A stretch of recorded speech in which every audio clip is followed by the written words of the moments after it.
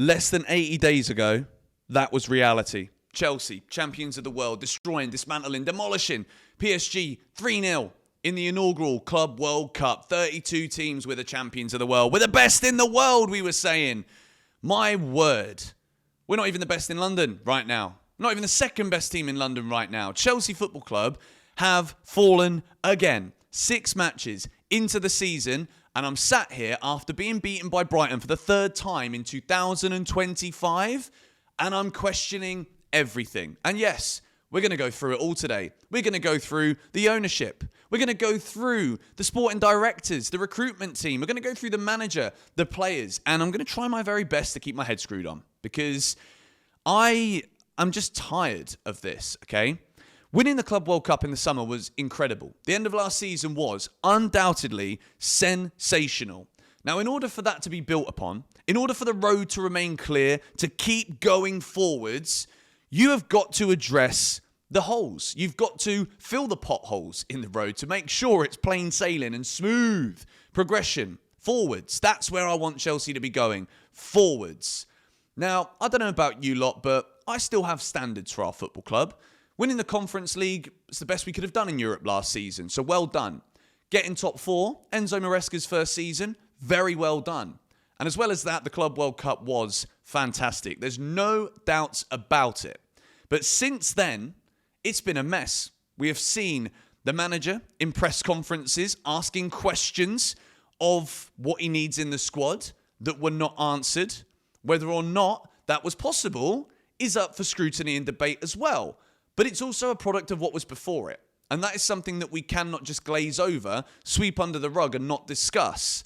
The squad building, the money that has been spent, the way that it's been spent, is the reason why Enzo Maresca is left asking questions, really, before a ball is even kicked. Now, we couldn't go into this season not anticipating a load of injuries. But as well as that, if you're struggling because you're not quite fully fit, the last thing you need to do is for the players to start becoming erratic. Chelsea players losing their heads, back-to-back red cards, throwing away points against not special teams. Man United are awful. Brighton are nothing special. But Chelsea have somehow managed to lose both of these matches. And instead of going from the top down, we need to go from the pitch. And we need to work our way up because we need to understand what's going wrong here.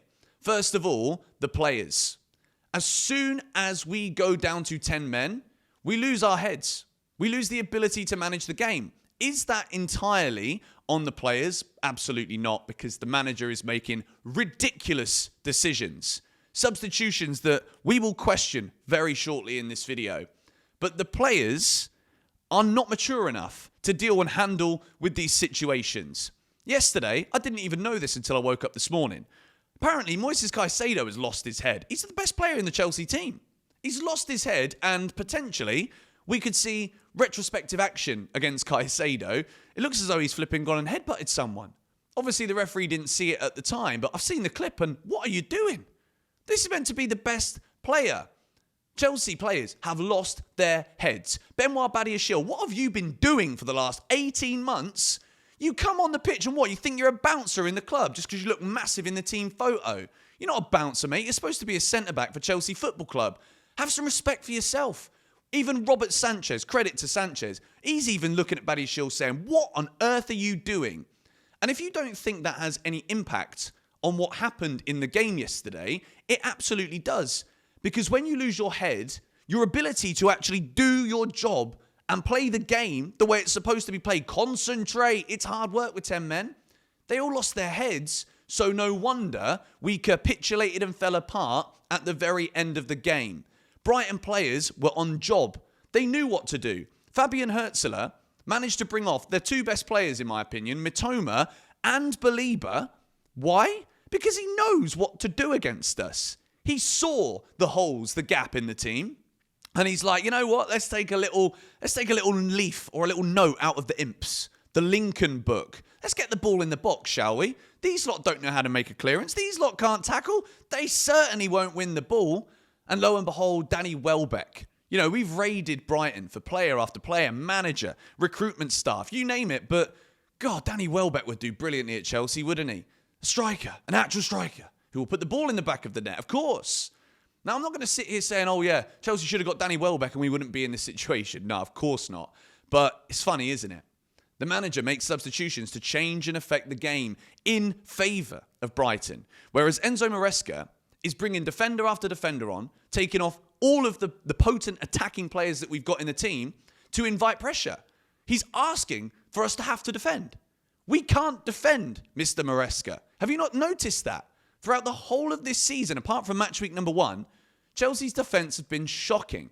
So why do you keep bringing on defenders and inviting pressure on said defenders, forcing us to be in positions that we feel uncomfortable in and we are just, period, not very good at? Why are we doing this? And this is where I have to ask questions of Enzo Maresca. Because in the last 2 matches, Chelsea, whether it is, I mean, look, Maresca didn't get Sanchez sent off. Maresca doesn't get Chalobah sent off. But it's the response, it's the reaction that is losing us these matches. Chelsea were not losing at any point when we had the red cards happen. Man United, it was 0-0. But 10 versus 11 against Man United is basically 11 v 11 because they're rubbish. Absolutely rubbish. Yesterday, we're 1-0 up. We're 1-0 up in 30 minutes. And for the last 15 minutes of the first half, what do? Take our foot off the gas. Why? We're playing within ourselves. This is fundamentally an issue. I thought the lineup yesterday was good. I thought there could have been a lot of positives from it. We started the game so well. Esteval having a field day, Brazilian flair back at the bridge. I love it. I'm here for it all day long. But then with 30 minutes to go, he's brought off again. Why? Why are you taking off the players that could actually give us a chance, bringing more players on that we're only going to suffer? Malo Gusto couldn't run forward if he had someone pointing a gun at his head.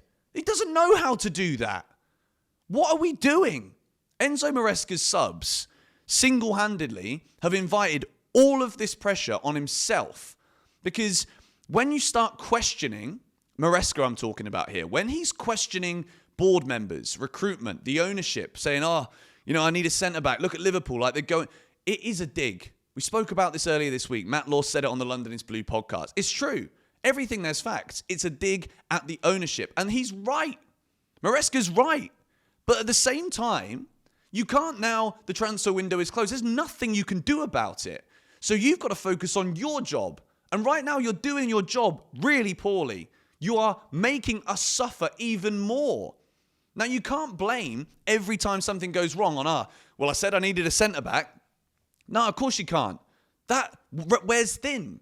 You've got to make do with what you've got, which unfortunately, we are seeing it again, isn't good enough. So that's where you start looking above.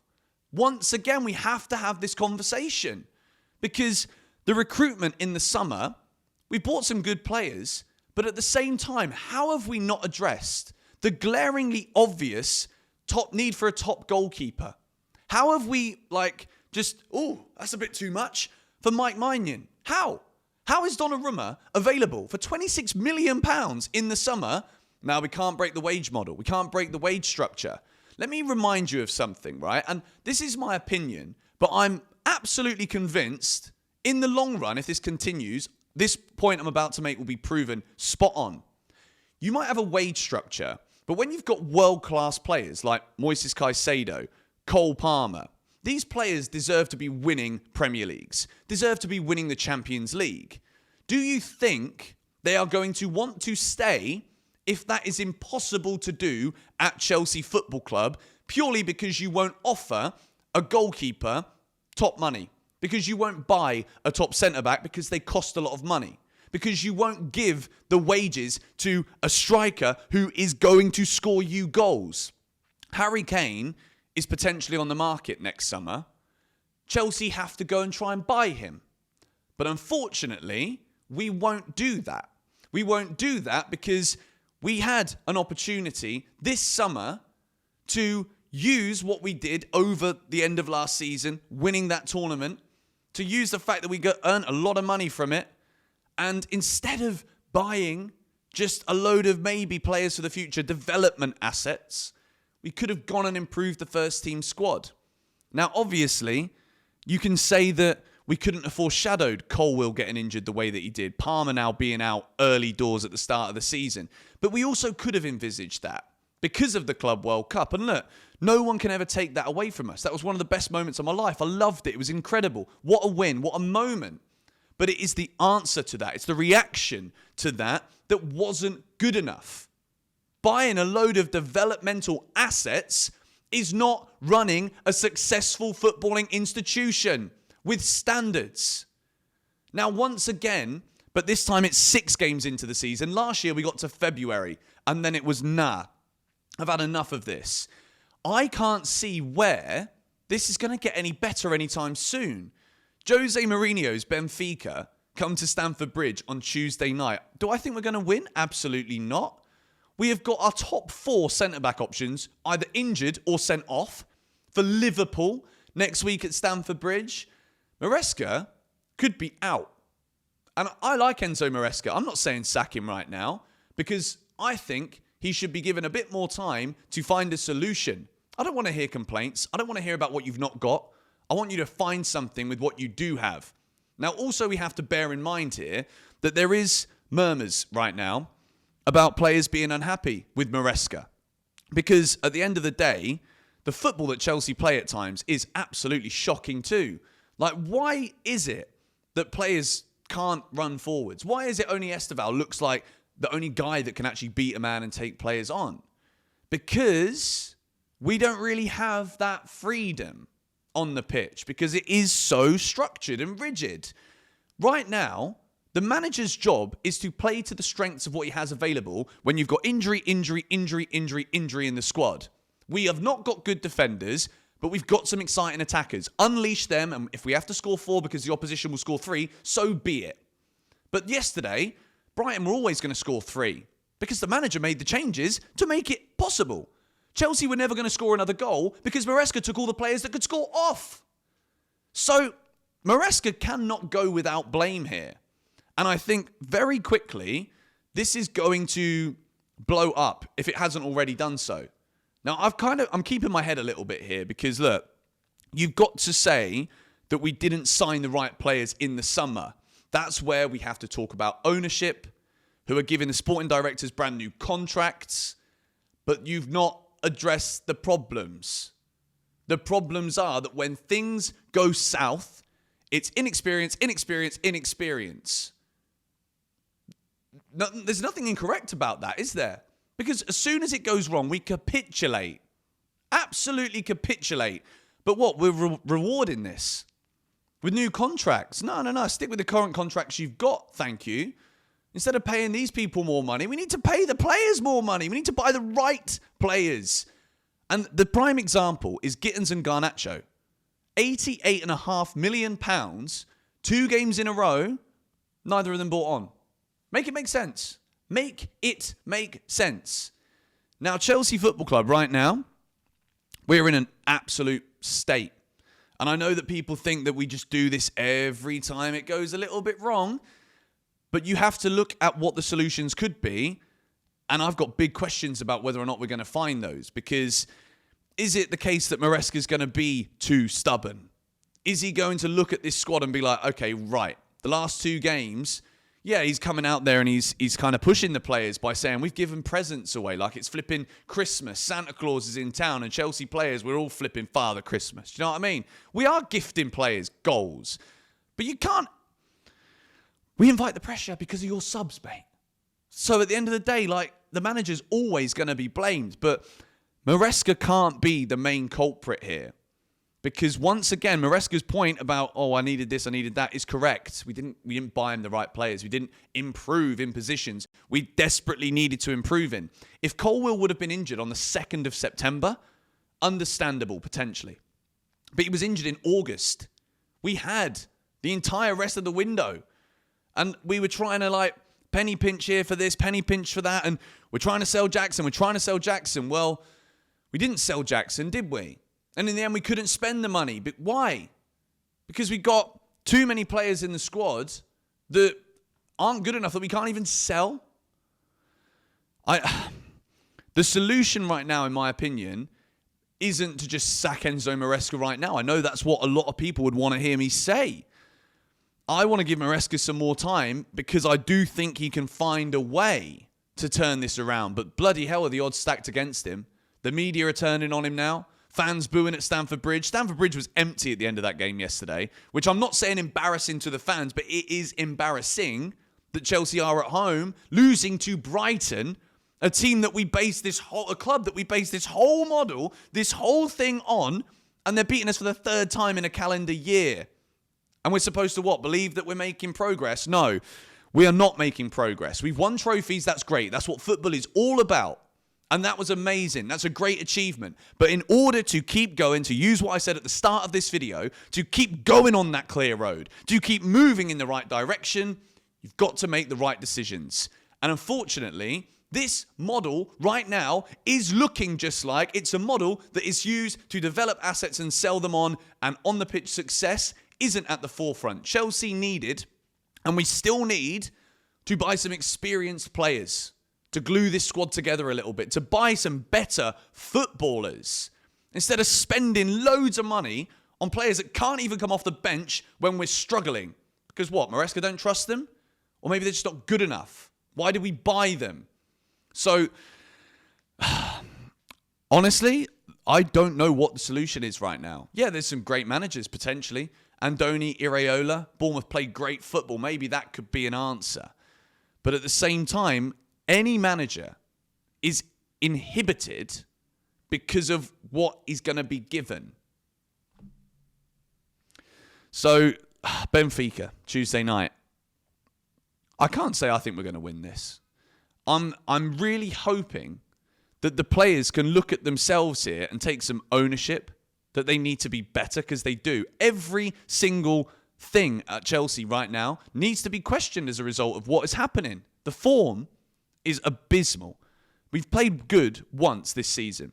West Ham away. Fulham at home, even that game. We all know the scrutiny that came with that. So, how to move forward? Maresca, I think he's got the next 2 games to find solutions here, to steady everything.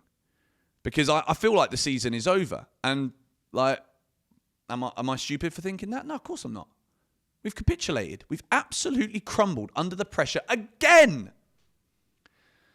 Oh, man. Let me know your thoughts right now in the comments down below. 6 things we learned yesterday was a short one because I genuinely just didn't want to talk about it. I didn't even want to watch Sunderland Forest last night. I didn't want to watch Tottenham last night against Wolves. I love watching football, but that drains me, watching my team like that. Absolutely drains me. And to think, again, to bring this flipping picture back up on the screen. Look, that was less than 80 days ago, man. How can we keep just going up? It's a joke. Absolute joke. Thoughts in the comments. See you in a bit.